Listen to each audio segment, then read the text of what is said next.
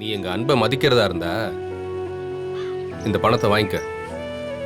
இல்ல உனக்கு அப்பத்தா மேல இருக்க கோபம் தான் முக்கியம்னா நீ வாங்கிக்க வேண்டாம். நானும் உன்னை வற்புறுத்த மாட்டேன்.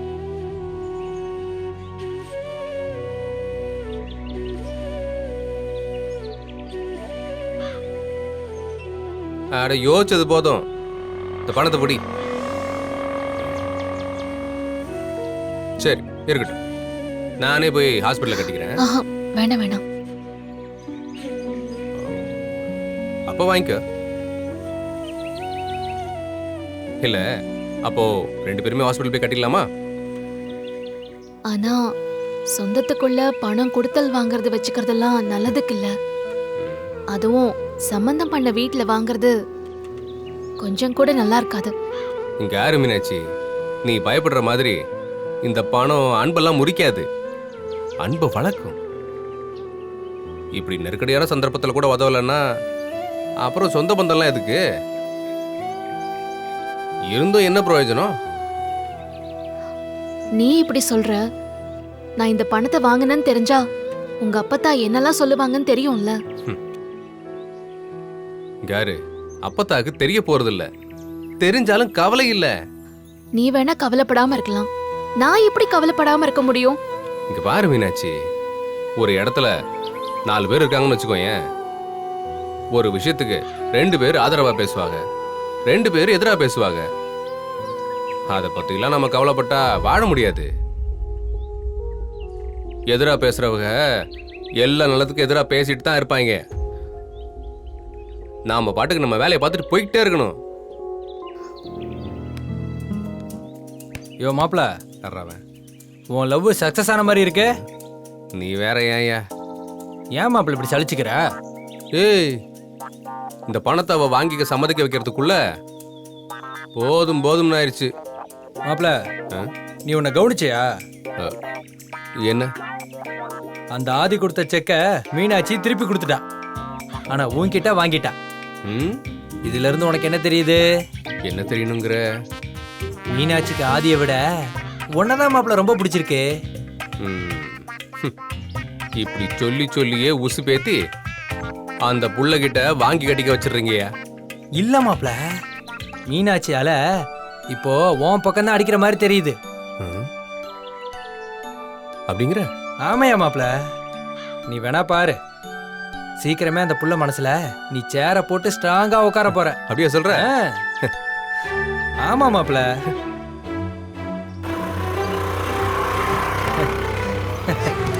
ஏ நிறுத்து நிறுத்து.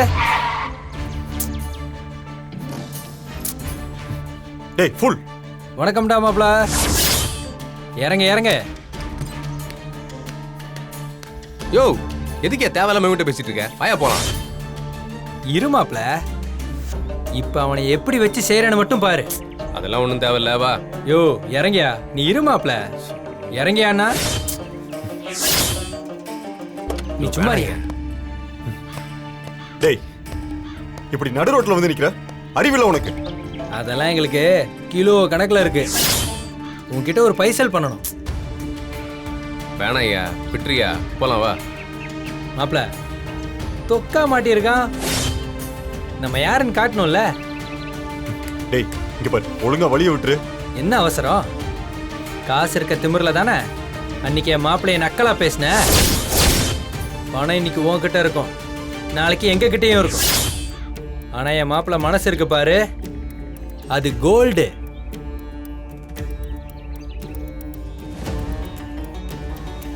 $50 லட்சம் செக்க மீனாட்சி கிட்ட கொடுத்துருக்கன்னு கெத்து காட்டினல்ல. இப்ப என்ன ஆச்சு? உன் பணம் ஒண்ணு எனக்கு வேண்டான்னு உன் முகத்திலே அந்த புள்ள தூக்கி போட்டுருச்சுல. நான் கூட அந்த பிள்ளைய கொஞ்சம் தப்பா பேசிட்டேன். ஆனா அவளுக்கு தெரிஞ்சிருக்கு பாரு நீ எப்படின்னு. நீ கொடுத்த பணத்தை வாங்கலல்ல, ஆனா இப்ப என் மாப்பிள்ள கொடுத்த 40,000 சந்தோஷமா வாங்கிட்டு பாரு. அம்மா, உனக்கு கொடுத்த டைம் முடிஞ்சு போச்சு. இதுக்கு மேல ஒரு நாள் கூட டைம் கொடுக்க முடியாது. நீ கிளம்பு. அக்கா, இதெல்லாம் நியாயமே இல்லக்கா. லீகலா நீங்க எனக்கு 3 மாசம் டைம் கொடுத்துருக்கணும். நீங்க பாட்டுக்கு என்ன 1 வீக்ல காலி பண்ண சொல்லிட்டீங்க. இப்படி பூட்டு வேற போட்டு வச்சிருக்கீங்க. இதெல்லாம் ரொம்ப தப்புக்கா. மா, நீ படிச்சிருக்கன்னு சட்டங்கிட்டெல்லாம் பேசிட்டு இருக்காத. அதெல்லாம் எனக்கு தெரியாது. இது என் வீடு, நான் வித்தாச்சு. சொந்தக்காரங்க வருவாங்க, அதுக்கு முன்னாடி நான் காலி பண்ணி கொடுக்கணும். இத்தனை வருஷம் கம்மியாக தான் வாடகை வாங்கிட்டு இருந்தேன். நீ சட்டம் பேசுறல்ல, இதுக்கு தான் உங்களை இங்க இருக்க கூடாதுன்னு சொல்றது. நீ கிளம்பு. இப்படியே சட்டம் பேசி காலத்துக்கும் இங்கேயே இருந்துடலான்னு பாத்துறாத. அக்கா, அதுக்காக இந்த நேரத்துல இப்படி காலி பண்ண சொன்னா நான் என்ன பண்ணுவேன்? நீங்க வீட்டை வேற பூட்டி வச்சிருக்கீங்க. என் திங்ஸ் எல்லாம் வேற உள்ள இருக்கு. இந்தா சாவி எப்படி? 1 மணி நேரம் டைம் தரேன். உள்ள போய் உனக்கு என்னென்ன தேவைப்படுதோ அதெல்லாம் எடுத்துட்டு கிளம்பு. என்ன நீங்க பாட்டுக்கு கிளம்புன்னு சொல்றீங்க? நீங்க சொன்னா நான் போயிடணுமா? இப்படி 1 மணி நேரத்துக்குள்ள காலி பண்ண சொல்றீங்க? நான் சரின்னு தலையாட்டிட்டு போயிடணுமா? என்னாலலாம் போக முடியாது. என்ன நினைச்சிட்டு இருக்கீங்க நீங்க? ரொம்ப அநியாயம் பண்றீங்கக்கா. மீனாட்சி, மீனாட்சி, இதோ பாருமா, இந்த சத்தம் போடுற வேலையெல்லாம் என்கிட்ட வச்சுக்காத. ஏதோ ரொம்ப வருஷமா இருந்தேன்னு ஏதோ ஒரு பரிதாபத்துல இவ்வளோ நாள் நான் விட்டு வச்சிருந்தேன். இந்த பரிதாபம்லாம் யாருமே கேட்கல. நீங்க வீட்டை காலி பண்ண சொல்றீங்க, நான் டைம் கேக்குறேன். அவ்வளவுதான். வேற வீடு கிடைச்ச உடனே நான் காலி பண்ண போறேன். இதோ பாருமா, ரொம்ப வருஷம் தெரிஞ்ச பொண்ணாச்சேன்னு 1 மணி நேரம் டைம் கொடுக்குறேன்.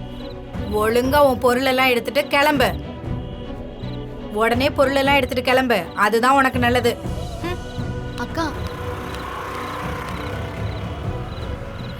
பாவத்து மீனாட்சி, அவ தனியா என்ன பாடுபட்டுட்டு இருக்காளோ தெரியல. மதினி, அப்படியெல்லாம் அவளை தனியா விட வேண்டாம். நீங்க கிளம்புங்க. நம்ம உடனே போய் மீனாட்சியை நம்ம வீட்டுக்கு கூட்டு வந்துருவோம்.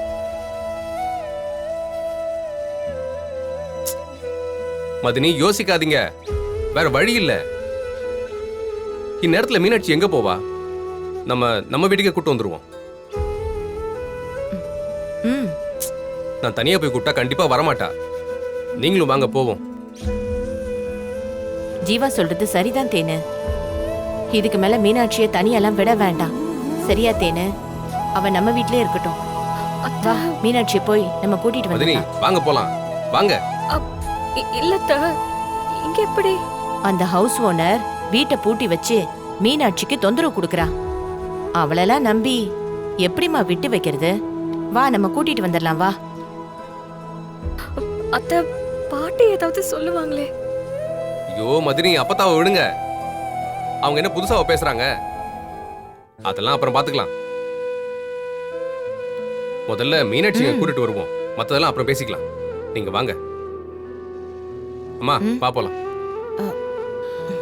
மதினி சொன்னா கூட மீனாட்சி கேட்க மாட்டா. நீ வந்தா உனக்கு மரியாதை கொடுப்பா.